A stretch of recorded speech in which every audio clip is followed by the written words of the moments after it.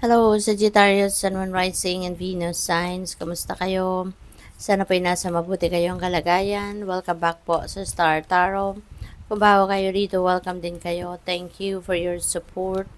I truly appreciate it. God bless you all.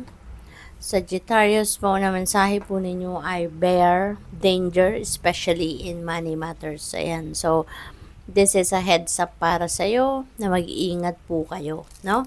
Sa inyong mga kaperahang aspeto. Siguro, um, pay attention kayo doon sa in and out ng inyong pera, paggastos, diba? Pwedeng ganon. Or, pag-iingatan din ninyo yung mga savings ninyo, yung, yung pera ninyo, no? Iniipon ninyo sa bahay or sa wallet ninyo, yung mga ganon, pag lumalabas kayo, yung ganon ba? At saka, monitor ninyo, no? Lalong-lalo na yung mga gumagamit kayo ng mga transactions online, ano, so make sure, no, na safe ang mga transactions ninyo, no? What else? We have pig, beware of greed. Okay? Beware of greed kasi mas maganda naman yung nag-share tayo, 'di ba? Mas magandang nagbibigay din tayo kung kinakailangan, 'di ba? Rather than kunin natin ang lahat, no? Kunin natin, no? Kahit hindi naman na natin kailangan. What else? We have affairs with your family. And siguro meron kayong mga aasikasuhin or siguro nakaatang ito sa balikat ninyo na kung ano man ang mga bagay-bagay na to na kailangan ninyong gawin or asikasuhin regarding family matters, no? Siguro kayong punong abala or kumbaga sa inyo naka-assign. There's fear, worries, and tense situations na maaaring kakaharapin ng iba sa inyo dito sa Sagittarius. This is very negative, no? Ng energy. Kaya as much as possible, huwag ninyong hayaan na mamaya nito or magtagal ito sa inyo, no? Kapag dumating yung worry ninyo, yung takot ninyo, magdasal agad kayo, no? Sagittarius, magdasal agad kayo, bigyan kayo ng enlightenment, ng strength para ma-handle ninyo ito ng maayos or malagpasan ninyo yung kung ano man ang mga bagay, no, na kailangan ninyong ano dito, kailangan ninyong iwasan, diba? Or anong dapat ninyong solusyonan instead, no? Doon kayo mag-focus. We have sun, happiness, and well-being. Okay? So, maging masaya kayo, which is good. And feeling ko, maging masaya ka din kayo kasi maging maganda rin ang inyong pakiramdam, no? You will be focusing on your well-being, no? You will be focusing on pag-improve ng inyong kalusugan, 'di ba? Ng inyong pakiramdam. So which is really good. What else? We have wishbone. Napakaganda. A wish is granted, no? Kung ano yung inyong wish, yun ay ibibigay na sa iyo ng universe sa ngayon. So, kung hindi pa man ito dumadating, no, ipagpasalamat nyo na kahit hindi pa siya dumadating. Para nang sa gayon, mahatak mo na talaga yung energy ito.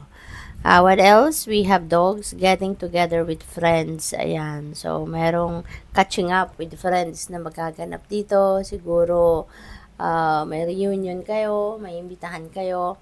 Or, pwede rin na casual ano lang to, casual encounter with your friends. Tapos nagkaaya na kayo na magkape-kape, mag-usap-usap, no, mag-catch up in a restaurant. So, pwedeng ganon. We have feather. Someone you know is undependable and insincere. Pwedeng kaibigan ito. Pwedeng tinuring ninyong kaibigan ito. Pero, baka ngayon madidiscover ninyo through your conversations, no, na hindi pala to mapagkakatiwalaan. Yung taong ito ay hindi pala sincere sa pakikipagkaibigan niya sa'yo. No? So, pwedeng ma-disappoint kayo sa taong ito sa ngayon kasi dyan sa madidiscover ninyo.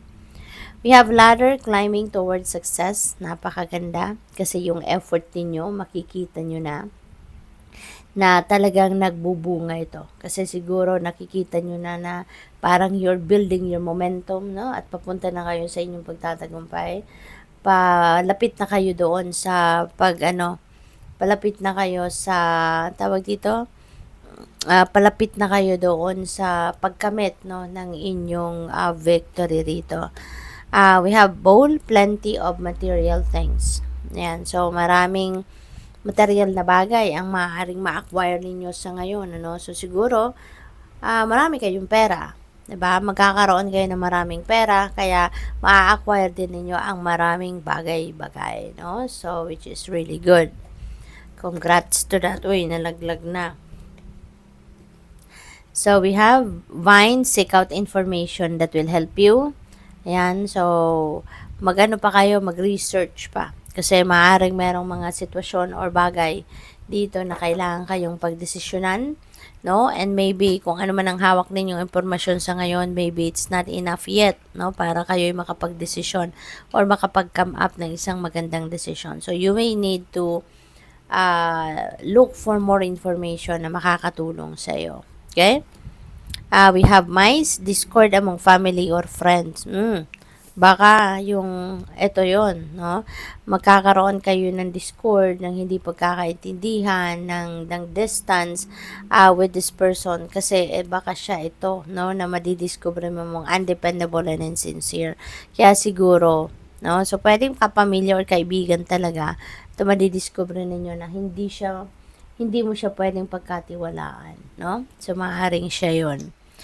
We have cup, you should accept valid criticism. Ayan, so this is a reminder din para sa iyo, no, na kailangan natin paminsan na tumanggap, no, ng criticisms, lalong-lalo na kung yun ay valid naman. Kasi yung mga ganito, ito yung parang nagpo-push din sa atin para mas galingan pa natin ginagawa natin. Ito rin yung nagpo-push sa atin para i-improve natin ang sarili natin. 'Di ba? Maging mas aware tayo sa mga ginagawa natin, yung ganon. Kaya, you should also accept that. Okay? Pakinggan din ninyo yan. Kasi mas lalo kang may inspire na galingan, no? Kung ano man ang inyong mga ginagawa. You are on the right path regarding some aspect of your life, no? So, siguro, this is, sa inyo. Siguro this is a sign para sa iyo, kasagutan nito, confirmation ito ng siguro nagdadasal kayo, no? Nagtatanong kayo sa universe, give me a sign, no? Kung nasa tamang daan nga ba ako, if I am doing the right thing, 'di ba? So, this could be the answer to you na yes, you are on the right path, no? So, good luck sa iyo. Thank you for watching Love and Light. Namaste.